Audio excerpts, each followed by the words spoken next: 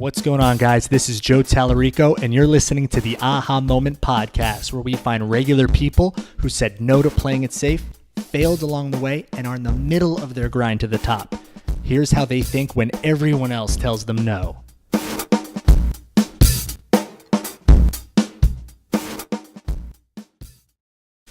Ladies and gentlemen, I am here today with Megan Thomas, Meg Scoop, producer, TV host, TV personality. Did I cover it all? Yeah, that's like everything. Jeez. That's right. That's right. Why don't you tell everyone listening in a little bit about yourself, who you are, like what you do, how you got into hosting? Honestly, like I think about it, what year is it? 2017. So I've been doing this honestly for 11 years. Wow. But I've only been getting paid, like making a living off of it for almost 2 years, maybe. Oh my God. Yeah, like that's a lot of like sweat equity to not be getting paid for it, you know. But I think when you start off in your career, you can't look at it about like you can't look for the money. You have to look for what your gift is, what you're passionate about, what makes you happy, because that is the money will come. As long as you follow that route, the money will come, and that's what I did. I started off like I was a financial consultant for like 3 years. Like worked at a public accounting firm, everything. And then I just was like, I'm not happy here. I can do these numbers, but I hate it. I used to go to the bathroom and cry like every day. And I used to sit on the toilet and like not peeing or anything, just sit on the toilet. And I'd be like, I love my job. I love my job. Because I felt like if I kept saying it, then maybe one day I actually would like it. That I would just love it. Yeah. And that's what I wanted. But that never happened. And in the process, I think, like, I'm a very spiritual person, so I feel like that happened to, like, that for me showed God, like, hey, I'm ready for you to get, I'm willing to stay here. Just let me love it. You know, I'm not trying to ask you to like, let me leave, which is what most people say about their job, right? They're like, sure, I want to go. But I was like, I'll stay here, even though I don't like it. Just let me love it. I want to love this job. And I was trying to practice gratefulness in like every part of my life. And even in the moments where my job physically made me cry because it just wasn't supposed to be there. Like it was that moment that I learned, okay, be grateful for where you are, because everything is a building block and a step to something greater, even when you can't see it. So I did that. I learned about like a radio TV broadcasting program that took like 4 months. It was a certification program, but that's what I needed to catapult me to the next step. So I applied. I didn't know what was going to happen.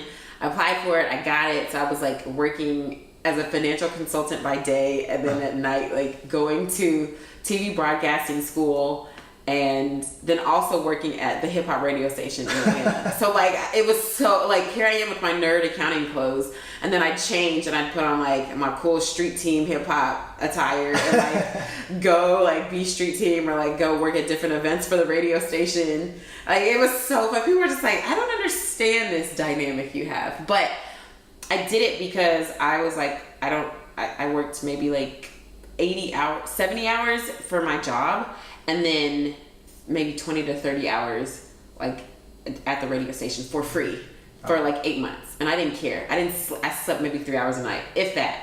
My hair started falling out. Like don't do that. I don't recommend that. Don't ever do that. Like get sleep, you know. But I was grinding so hard. I was like, I have to see what happens.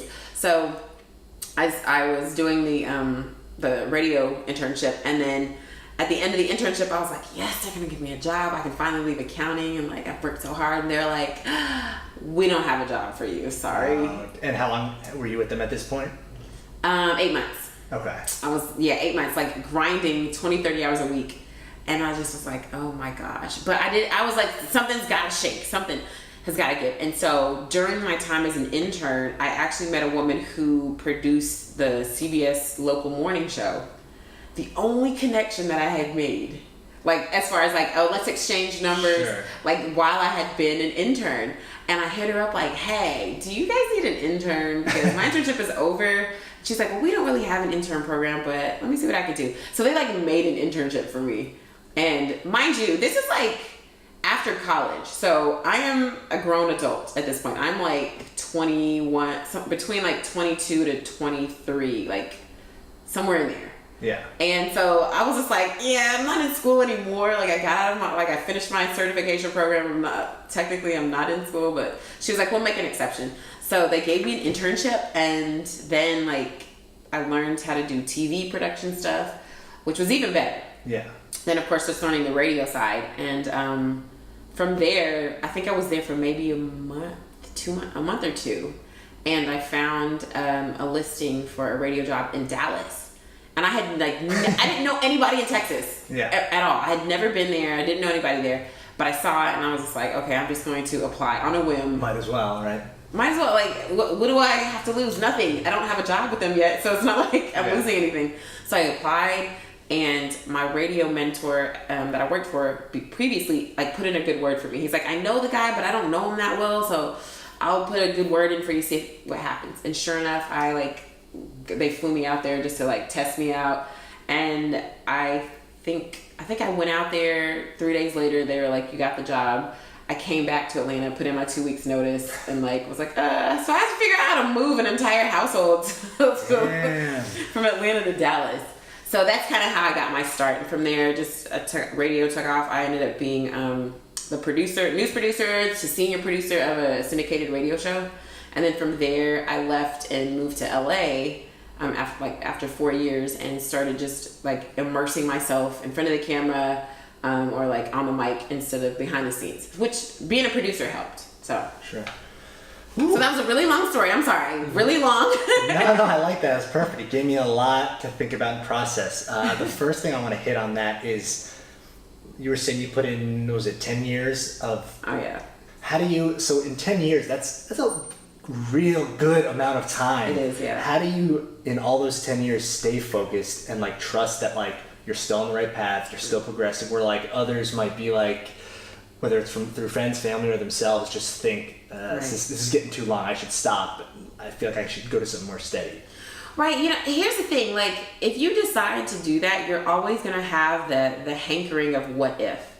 And I can't die with a what if. And I think that's what has always been my motivation, is that I don't want to be on my deathbed and look back over my life like, what if I had just stuck it out for another year or 2 or 3? Like, what if I just waited, like, not even that long? What if I had just like stuck it out for another week? Yeah. Like, what could have happened? I don't want that thought. So to me, it's just like, let me just go ahead and try it out. At the end of the day, you can always go home. And that's my motto. If I need to go back to Radcliffe, Kentucky, to my parents' house on their little acre of land with a little shed in the back, it's like a barn. If I need to go back there, I can. And I think that's what a lot of people, that's what I always say, like, you can always go back home. Wherever home is for you, there's always some place that you can go back to that you've been before if this doesn't work out. So that should be your safety net, you know? Like, For sure. you know the familiar.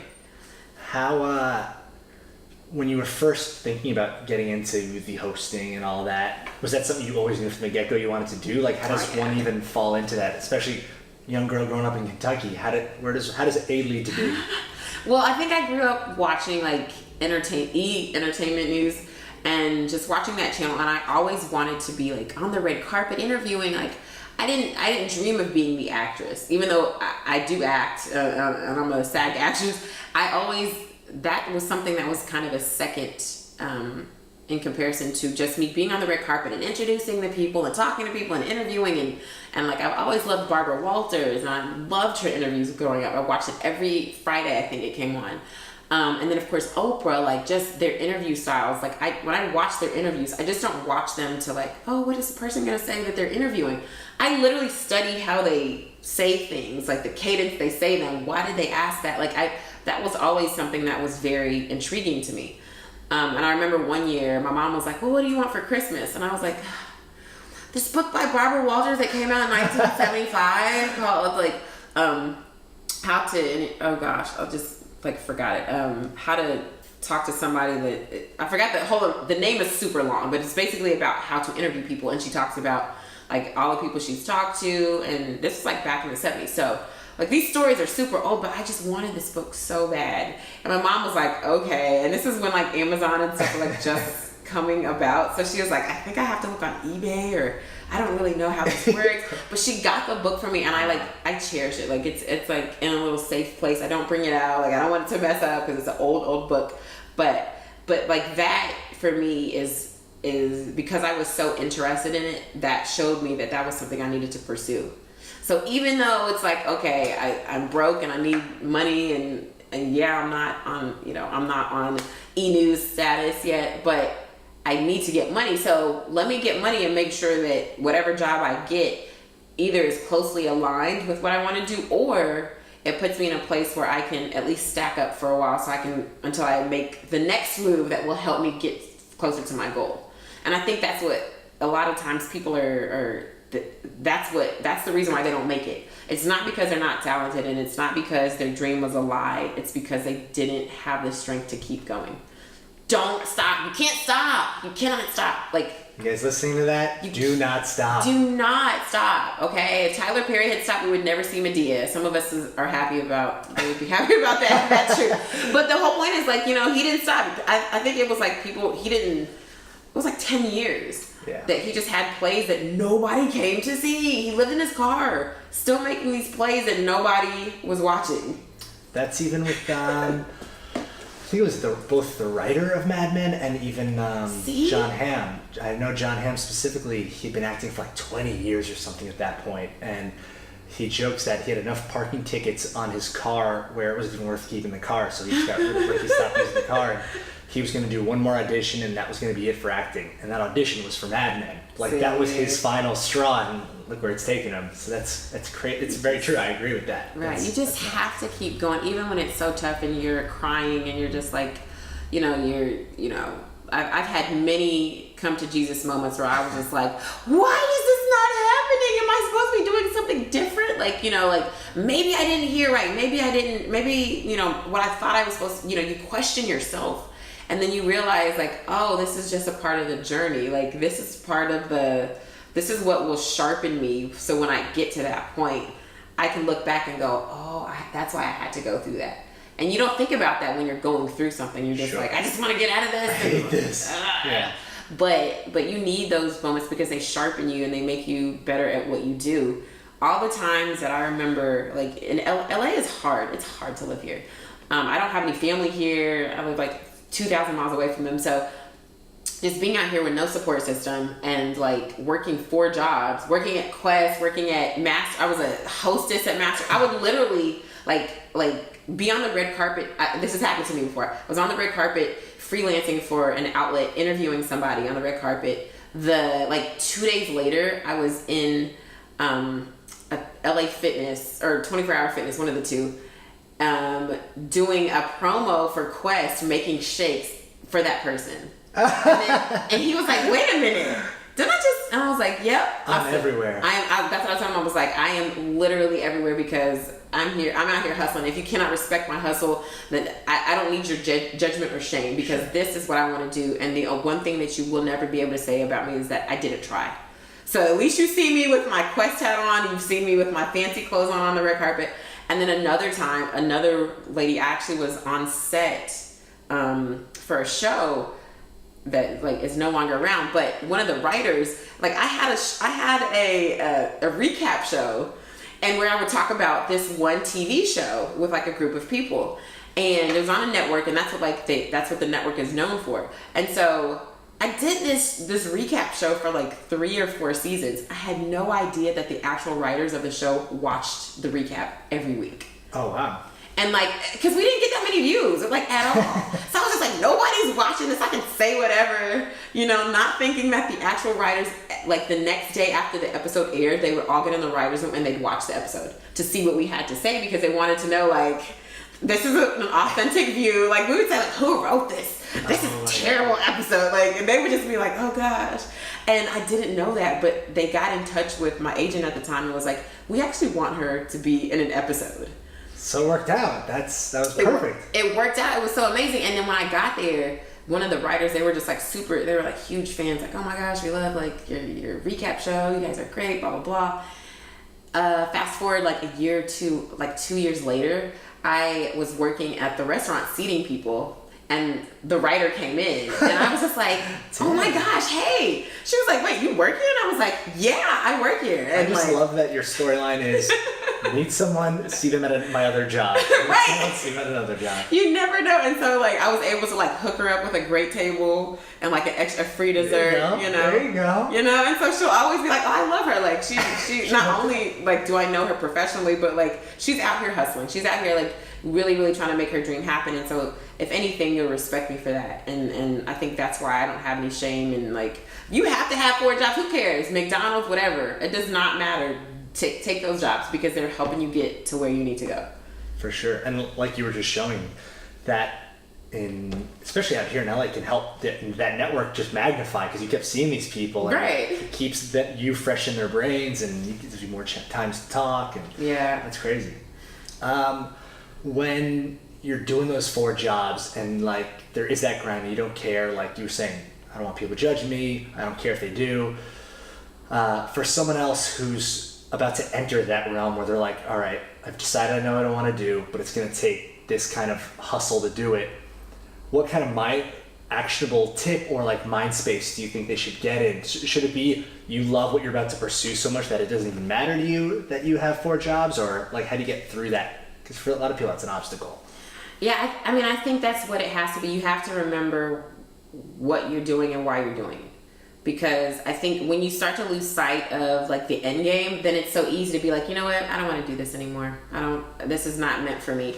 I think if somebody had told me in 2006, when my first little interview that I did on like a little tape recorder, that it was gonna take me between about 8 to 10 years, no, like 9, like, yeah, I'm in year 11 now. So like 9 years for this to happen, I honestly don't know if I would have done this. Because I would have been like, that's like almost a whole decade of me. Wait, so what am I doing during this decade? You know, what am I doing? Am I not working? Like, how is it that it's going to take me a decade to get to where in my head I know I want to be? Why is it taking so long? So I think if you factor in time and if time is a constraint for you, then it's going to be really hard to reach your goal because who you are meant to be has no time restraint. It just is what it is. If, Morgan Freeman was 40 before you ever realized he was an actor, but he'd been acting for 30 years, like something crazy.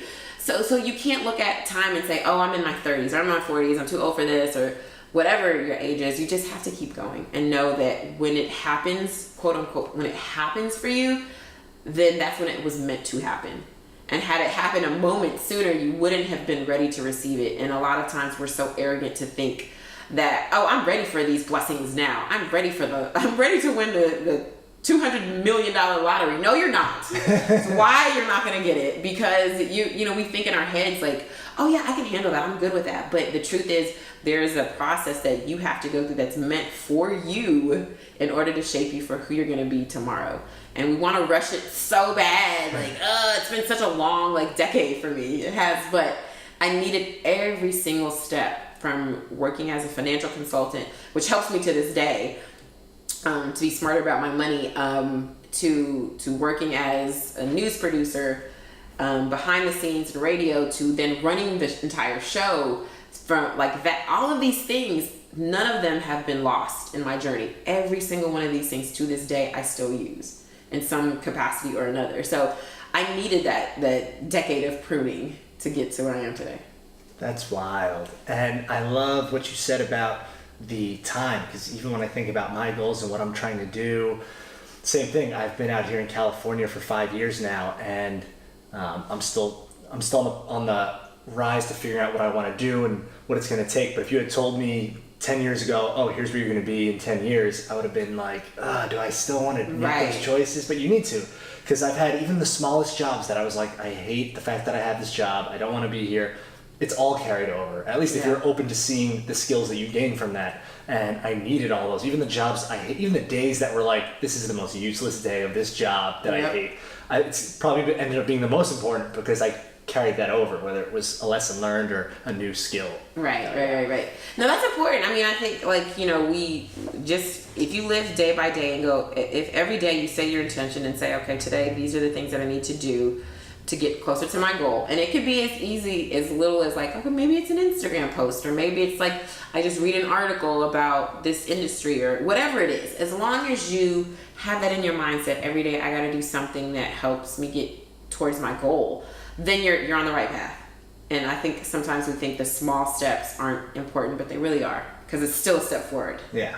They say how you do anything is how you do everything. Mm-hmm. So speaking of goals, do you have your own method for setting your goals and keeping yourself accountable, or? I mean, I could be better. I'm not even gonna lie. Like, I think sometimes that's probably why it has taken me so long. No, but the truth is, like, I've learned, at least for me, there's some general goals that I have set, and then for things that need to be done like day by day, those things are specific. But if I try, I never want to beat myself up for not achieving something in an X amount of time. Now, so let's say, for example, like, if I decide I want to lose weight in X amount of time, that's different, because that's something that I can control. I control what I eat. I control how much I work out, all that stuff. There's other things that I don't control. So, for example, when, I've heard someone set a goal, a woman set a goal, and she said, well, I want to be married and I want to have kids by this time. The problem is you don't control those factors. So you have to be very clear on goals that you control and goals that you don't. So I've learned in my life that the things that I can control, focus on those. Things that I cannot control, I just need to make sure I am ready for whatever I'm blessed with, whatever comes my way. Let me just be ready, because when the opportunity arises, I need to be ready to go. If Oprah calls me today, like, Megan, it's time, I need to be like, all right, I've been working on this, not like, wait a minute, Oprah. Like, hold on, let me get my papers. Exactly, right? So as far as like goal setting, I just make sure like every day I have a list. I'm a sticky notes person. I love it. It's something about the little sticky note you write and you mark off. I love it. Take it down. Yes, I do that. So I still do like the paper sticky notes, do not like the laptop ones. I need to physically like do this and throw it away. Like, you got that physical satisfaction of throwing it away. Yes. So then I have like daily goals of things that I need to do on a sticky note, and then I have like general. So those things help me get to like my bigger goals. So for example, I'm doing a whole new like website for myself.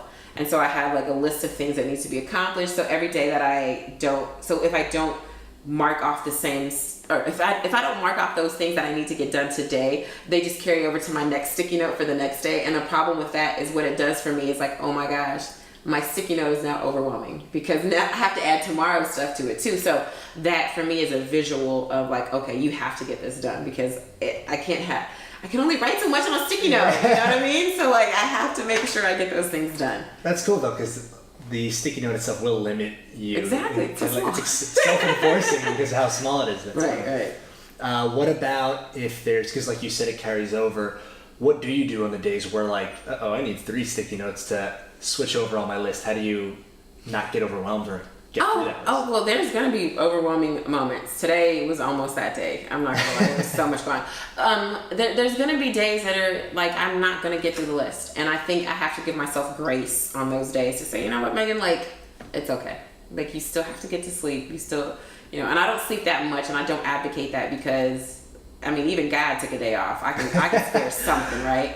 So, but I think like I just try to make sure I get as much done as I can. Like if I need to say, hey, call my friends or whoever's bothering me at the moment, like, hey, like I can't talk to you right now, or let me shut the TV off. Let me like silence all my distractions to focus on this. But then I do that. On the days that are just like, okay, there's some of these things that can carry over on my list, or some of these things that are not imperative that I get done today.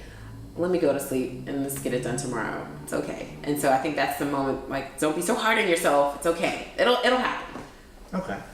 And then in terms of like, so you had put those 10 years in, you've met people along the way. What about like in terms of support system and like who had your back versus who didn't? Did you create a support system? How's your family? How are your friends when you were starting this journey? Well, I will say I am so grateful to be blessed with a family that has been super supportive of me.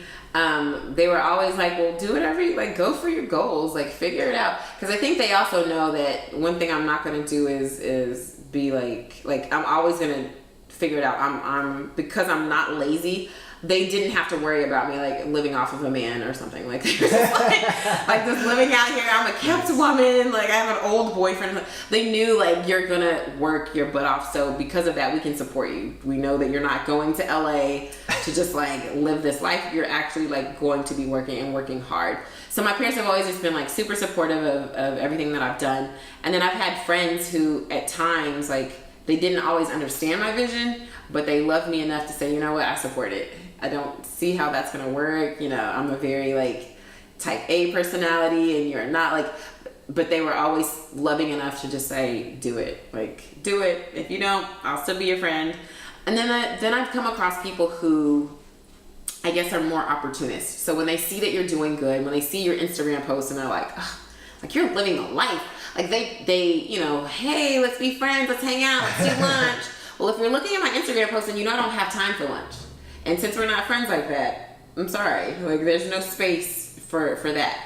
But I try to always be open because I also don't believe in the selfish view of not reaching back to help. So I'll have people that'll like hit me up on Instagram, or they'll hit me up on a social media network and they'll DM me like, hey, I'm in high school, I'm in college and I want to do what you're doing, but I don't know where to start. Like I always take time out to just respond.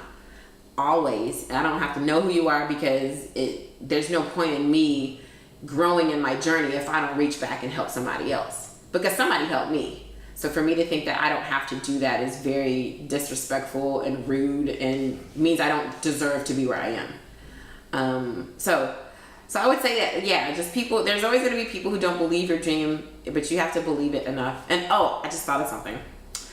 I had a boyfriend who I'll never forget. I went to a comedy club and I saw some comedians and I was like, oh my gosh, I want to be a stand-up comedian.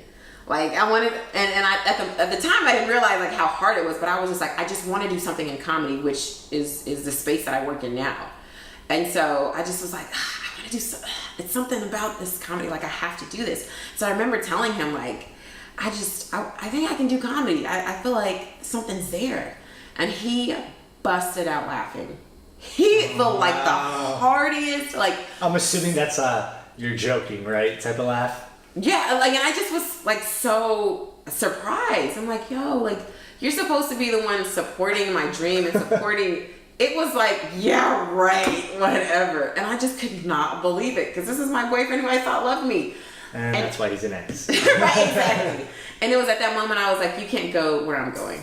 Like, you can't, because I can't have anyone in my circle that is not going to support me. It's one thing to make sure you're not a yes man and you check me as my friend, but it's another thing to say, I will kill your dreams. And as a result of that, I don't ever kill anybody's dream. Like, nobody. You can tell me, Megan, I'm going to be a platinum selling artist and have the voice of like Shrek. And I'll still say, go for it. Because somebody's got an auto-tune out there for you. You know what I mean? Like, there's where there's a will, there's a way. And so don't ever kill anybody's dream. You don't know what is in store for them. And you don't know, like, if you mess them up early on, you don't know how that's going to affect you later on.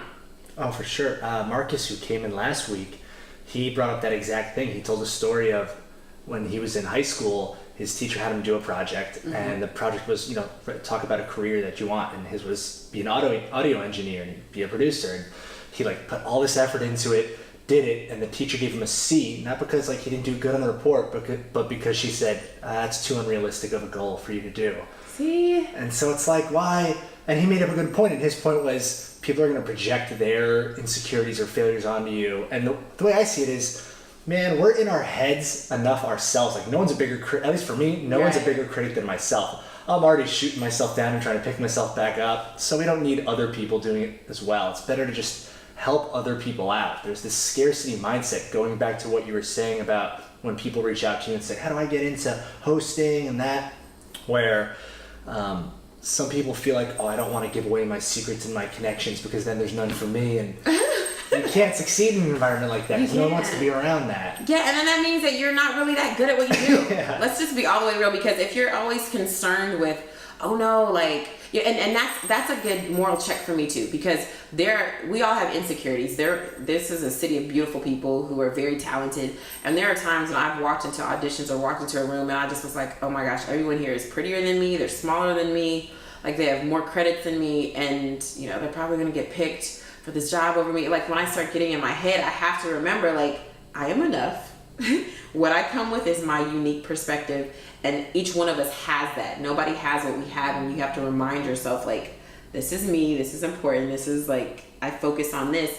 And when you do that, you'll see that that's all you needed to begin with. That's why people will end up loving you, because you're just being yourself.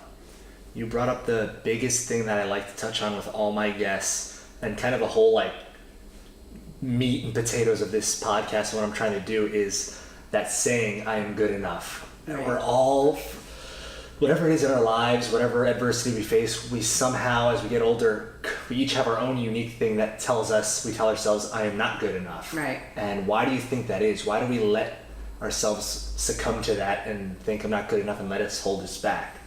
I think it's comparison, because I think we use that as a barometer to see how good we're doing. Like our own check of like, am I far enough in life?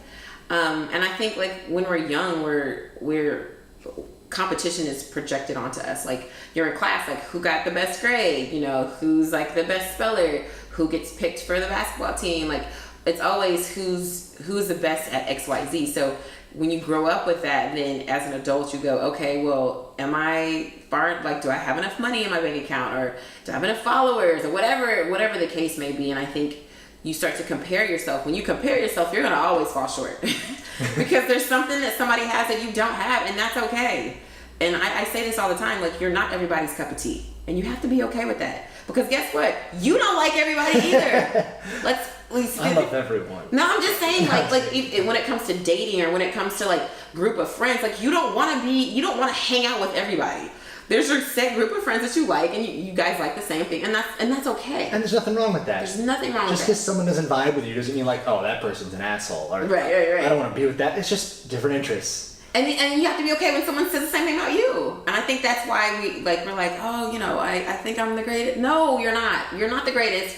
You're great at what you do, and that's it. Don't sit here and think that, you know, like.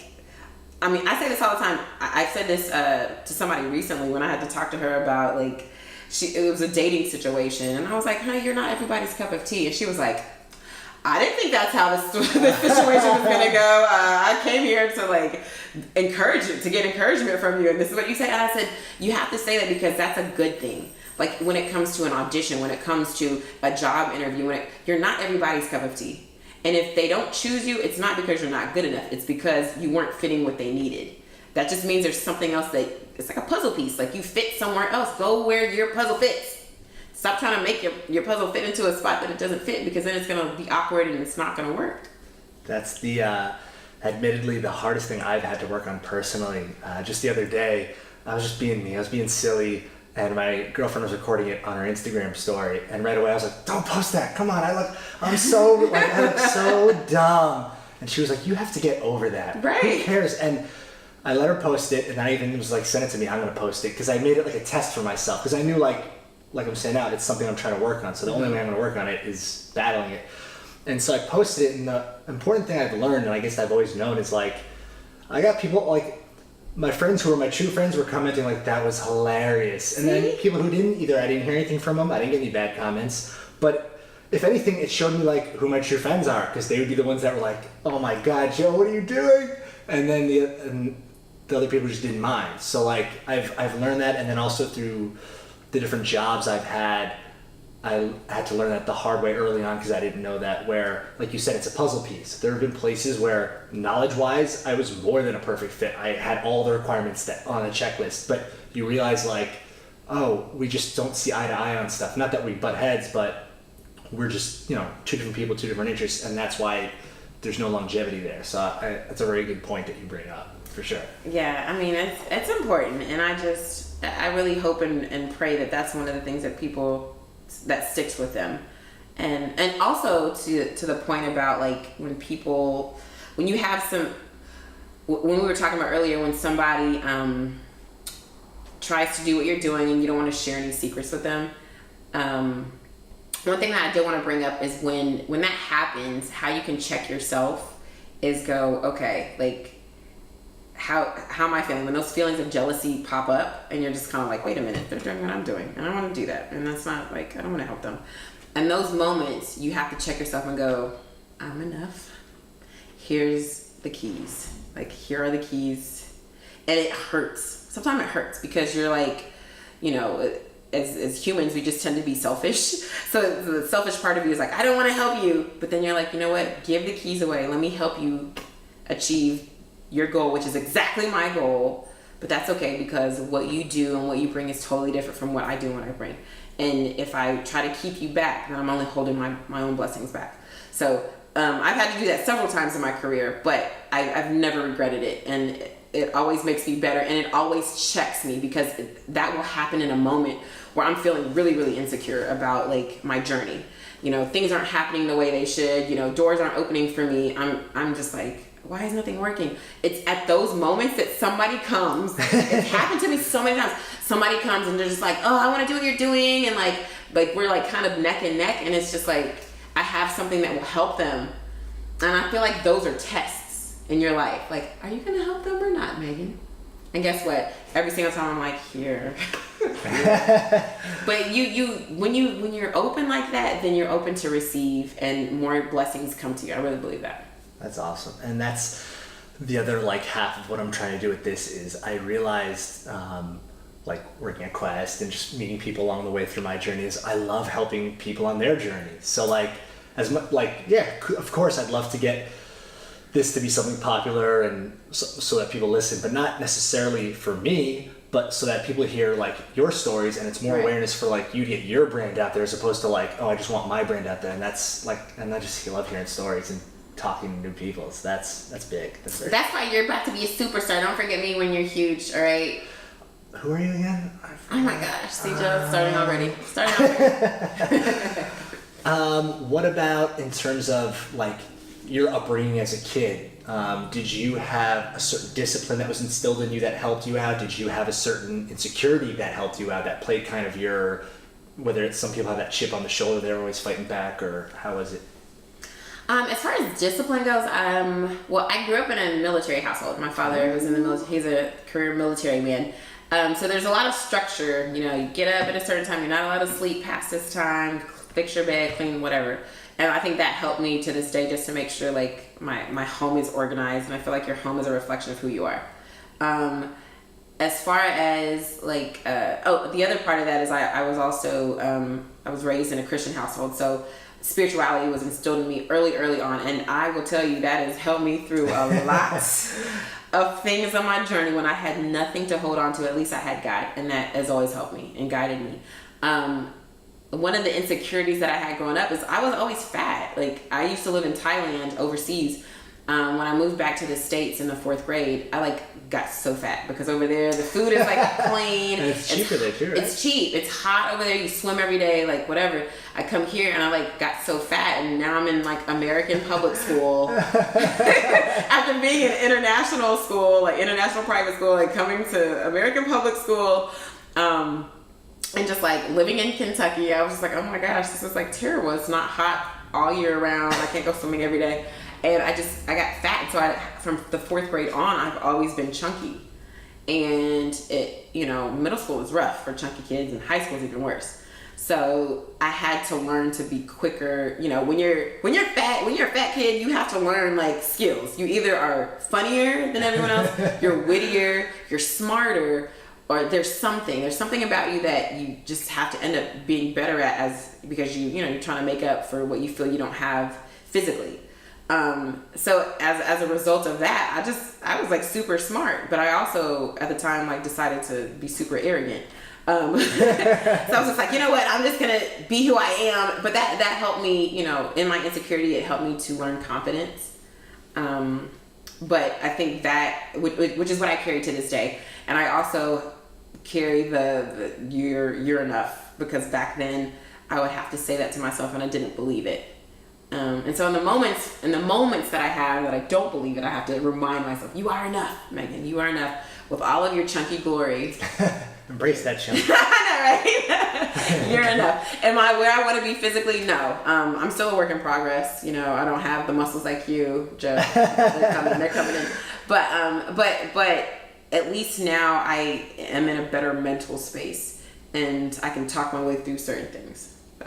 Did that were the people compared to the school in Thailand? Well, I guess you weren't as big there, but did you get picked on a lot for that? Was that like a huge component of your life during that time? Not when I was in Thailand, because everybody was kind of like, it was international school, so there wasn't like one like race, or like everybody was from every single country in the world.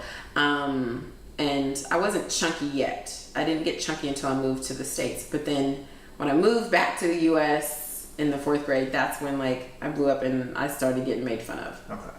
So, and like, it just, you know, when you're bullied as a kid, like that builds some armor on you. Oh, sure. You know, that and that's good, because in this industry, especially, like, you have to have thick skin. I've worked for some brutal people who have like ripped me to shreds, and I was just like, That's awesome. It's not the worst thing I've heard. But that's helped me, because you know, there's so much rejection and so many no's in this business that if you don't have thick skin, you will crumble. And so at least, you know, being bullied and being a chunky kid growing up has helped me with that. That's, once again, the moments you hate the most end up being the most valuable carryover. Yeah. How many years were you living in Thailand? 2. And then did you find, maybe you were too young, but did that like, because that's a totally different culture. Yeah. So did that play a big role also? Because not everyone has that upbringing, obviously. Well, I think it makes me more open as a person. I'm also like mixed race, and my mom is Korean and my father's black. And so, you know, when you come from 2 completely different worlds, like my dad is a country black man and my mom is like fresh off the boat Asian. So when you merge those 2, like, you have a better understanding of the world and you become more tolerant. And growing up in Thailand, going to international school with like every race, every like language, you see that the world is so much bigger than what you thought it was. And it makes you more grateful, and B, it just makes you more tolerant of other people, which I think is very important, because you're gonna meet so many different people in your life, and you don't ever want to be so restricted that you're like, well, I can't find anything in common with you because you don't look like me, you don't talk like me, you're not from where I'm from. So I think that's important, that, you know, we just expand our global reach. Yeah. That's an interesting point you brought up about your parents being 2 totally different backgrounds, and that's something I want to start getting into, is the different cultures and how that influences the upbringing. Because, like you said, she was fresh off the boat and Right. cross country. Have they ever, like, I'm sure they have spoken about like their upbringing, and do you always ever think about that when you're working on your hustle, like in those 10 years where you're like, man, I think about what my parents went through, and that either drives me or that I feel bad. Some people feel guilty because they think, oh, my parents worked so hard and now I feel like I'm falling behind on what they want for me. Oh gosh, that was probably one of the toughest things being in LA. Because my parents, you know, they're very supportive. So there were times when they were like, well, we'll help you with money. Not that they're rich people, but, you know, they were just like, oh, we'll help you. It's no big deal. And it ate me up inside. Like, literally my prayer every day was like, God, please help me so I don't have to need anything from them. Like, in my head, it's my job to take care of my parents as an adult. They should not be paying anything for me. And that was really, even though my heart's in the right place when I say that, you have to be open to the blessings that at least in my head, you have to be open to the blessings that God has for you in whatever form they come. That is not the form I would have chosen. Ever. Like, you know, and my parents are just, you know, nice people. They're like, we want you to succeed. Here's $100. And it just would eat me up. And it also helped me to not be so prideful, because when you need help, you need help. Yeah. And I don't like to ask for help. I don't like to inconvenience people, but we were meant for community. We were meant for, you know, to be around people. We were meant to affect other people and for them to affect us. And when you try to say, no, I don't need your help, when you really do, you block something that is really important, because that could be a blessing for them to help you, and that money is definitely a blessing for you, that you're being so prideful that you're like, I don't want that. So I think you know, that part of it is really important, and I think that was it.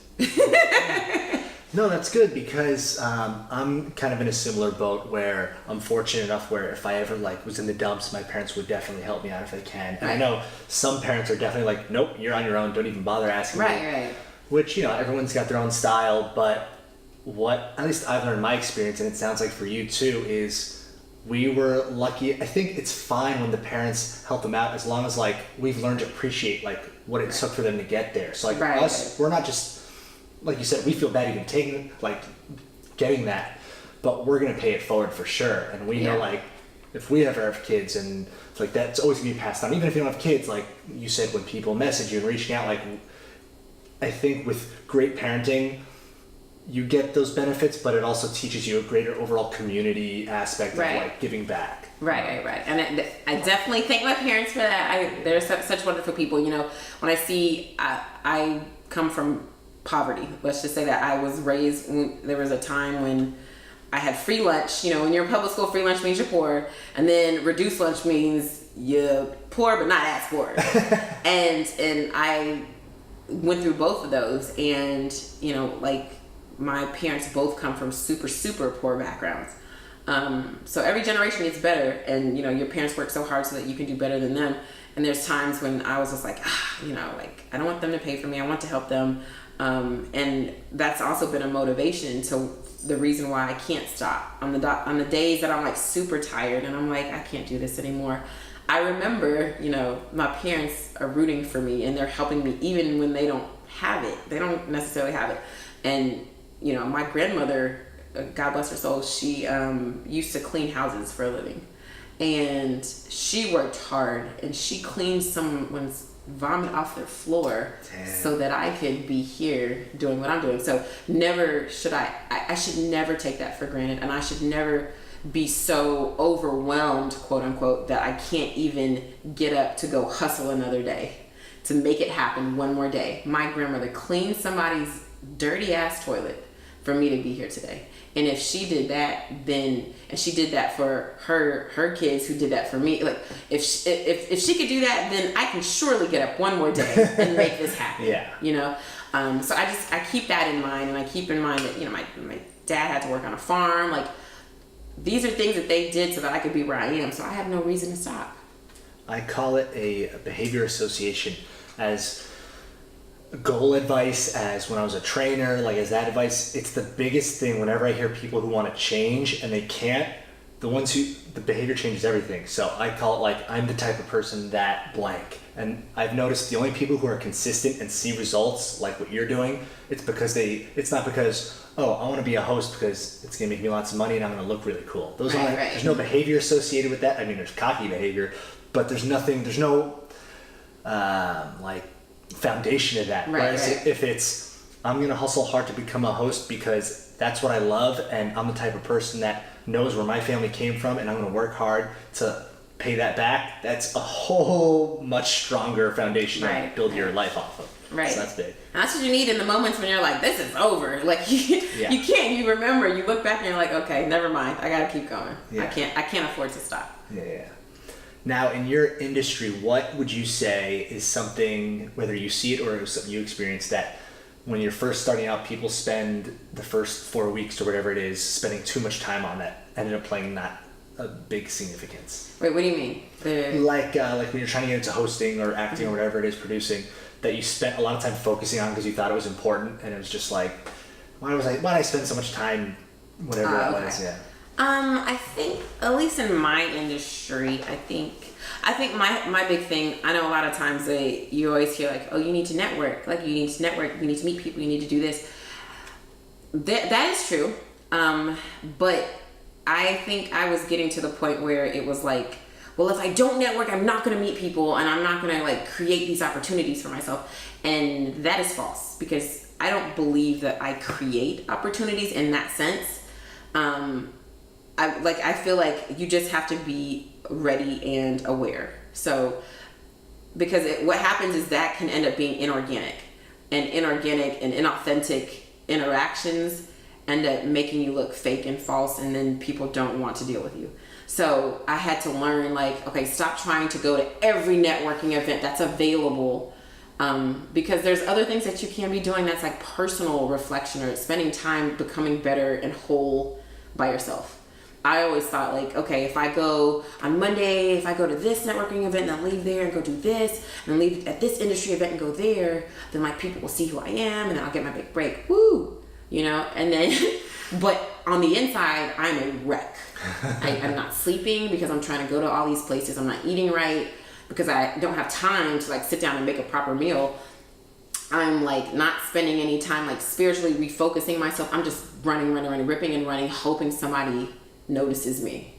And I had to stop that because I'm just like, this is stupid. I can literally, you know, I'm not the one who creates all the stuff that happens in the world. Like, I'm literally just a player in the world. I just have to do my part.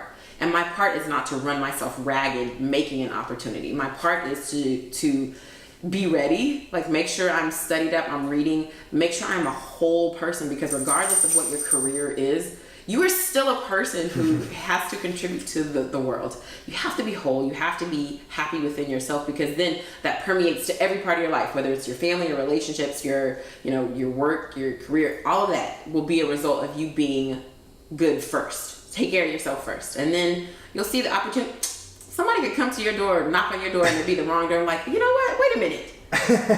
You're actually the person I was looking for. You fit the part. Yes, you could be in your bathrobe at home. So you just have to be ready. You just have to be ready, like mentally, physically, spiritually, emotionally. That's awesome. Or it could be at a restaurant while you're working, and someone you saw at your job the day before comes walking in, you get them a free dessert. Right, exactly. Like, I'm not there just like someone noticed me. I'm literally like, I'm here working, and if I'm just focused on doing this because I have goals, and when you do that, I'm telling you, the floodgates open. All right, and the blessings just come there because you're just doing what you're supposed to be doing, and you're not looking left or right, being distracted by everybody else. Even though, because their journeys look a lot better than yours. It always will. Just stay focused, and you'll see that it'll happen for you. I like that a lot. I don't think anyone has brought that up yet on this podcast, and it's a really good point. I'm just like, don't try to be everywhere at once. Don't get stressed because you're not at every networking event. Just do you. Make sure you're working hard. Make sure you're going towards your goals, and the rest will follow. So I like that a lot. What is the next biggest goal you got? Like, what's your moonshot right now? What's your dream career? Oprah. Oh, that's it. I just want to. Okay. Now, like Oprah, in the sense of, I love how Oprah has, like, she's a host, she's a producer, she's a director, she's just a creator in every sense, and I love that about her, because she didn't do this to become famous. She literally, if you look at her story, she just did this because she loved it. She loved talking to people. She loved getting their story out. When I interview people, I'm not looking for you to notice me as the interviewer. I'm literally trying to get the other person's story out. I'm intrigued by them. I'm a fan of them. And the focus is not on me. I'm putting the focus on somebody else. But when you do those things, people tend to say, you know what, I like this person. Like, she's asking the questions I would ask. She's like me. She's my friend. And I think that's like the biggest compliment anybody could ever give me. It's like, she's a friend in my head.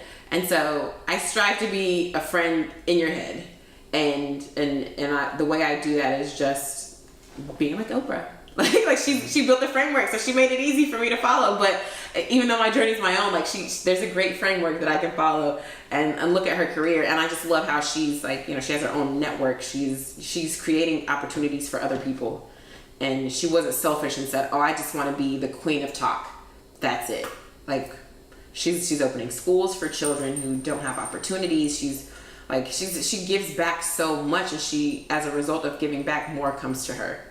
And so that's the one thing that I strive for on a daily basis, is to be generous. Because, I can't be Oprah today, but I can do the little things that she does, which is like generosity, okay, let me, maybe you don't want to give this server as much money for like the tip. Why not? It's just money. You'll get it back. You'll get more later. And that's how I have to look at it. Like, okay, be generous in your dealings with people. It's that abundance mindset. That's great. Yeah. That's a great way to, that's great that's what you took away from her. Because I'm sure I could ask 5 other people and they'd be like, no, I just want that fame Oprah has. Right. That. Which, I'm sure is nice, but like, are you like you said, that's not what got her to where she was. She got there because of the bigger thing, or the smaller things, I should say, of generosity. So. And you can't do things for fame. Yeah. Because it's fleeting. And like, you think, we see famous people and we're like, oh my gosh, their life is so glamorous. then why are there so many like famous people who kill themselves or who are like so strung out on drugs? They're in rehab. Like you look at them and you're like, wait, your life seems so amazing. Why would you do that? Because the truth is, it's not. You know, fame is not amazing. It's you're inviting people to see your private moments, and that's not fun. And you know, when you become so great at what you do, people will naturally gravitate towards you. So that's what you have to focus on, is just, let me just be excellent. Because people just want to know how you got there. They'll like what you're doing no matter what industry you're in, just because you're excellent at what you do. And you only become excellent if you stay focused on your own journey and your own path. Perfect. The last question I like to end on, it's the mind action gap. It's the idea of, let's say, I want to be a host. That's what I want to do. What's that? Instead of you just spending your days thinking about it and mapping in your head but never actually following through, what's one actionable step someone listening in right now could take? Let's say they want to become a host, that they could do right now to get it started. Let me see. One thing is, start with what you know.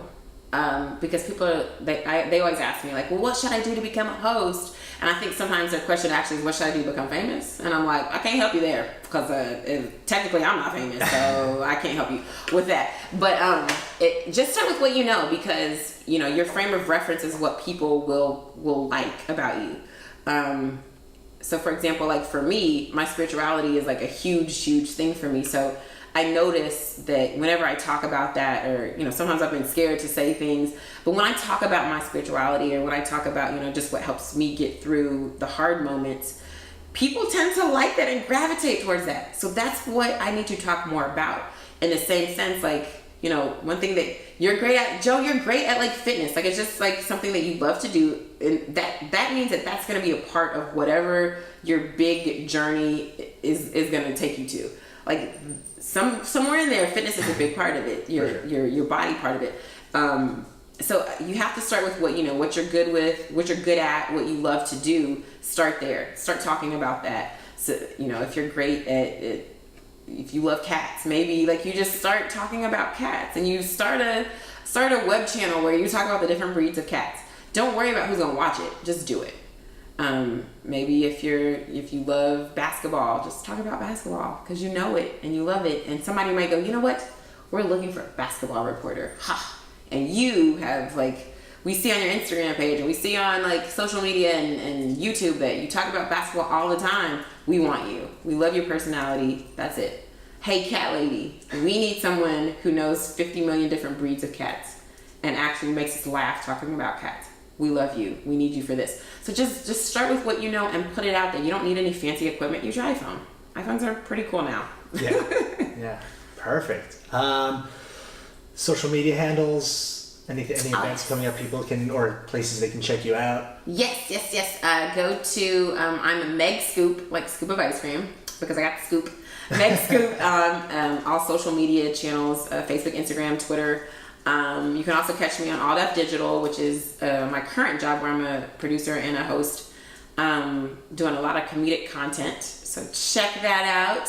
And soon to be megscoop.com as well. You'll check me out on there. That's literally in the process right now. Okay, and we'll add all that to the show notes and make sure we link all that stuff up. Thank you. Megan, thank you for coming in. Thank you for having me, Joe. No problem. I'm so excited. This is a good talk. One day, the tables are going to be turned, and I'm going to be asking you all these questions. Or once you hit above Oprah status, I'm going to have to be like, I booked this 2 years in advance. I finally got her on. Guys, listen back to that first episode. You'll be my first interview then. Oh, okay. Deal. All right. I'll take that. Megan, thank you for coming Thank on. you so much for having me.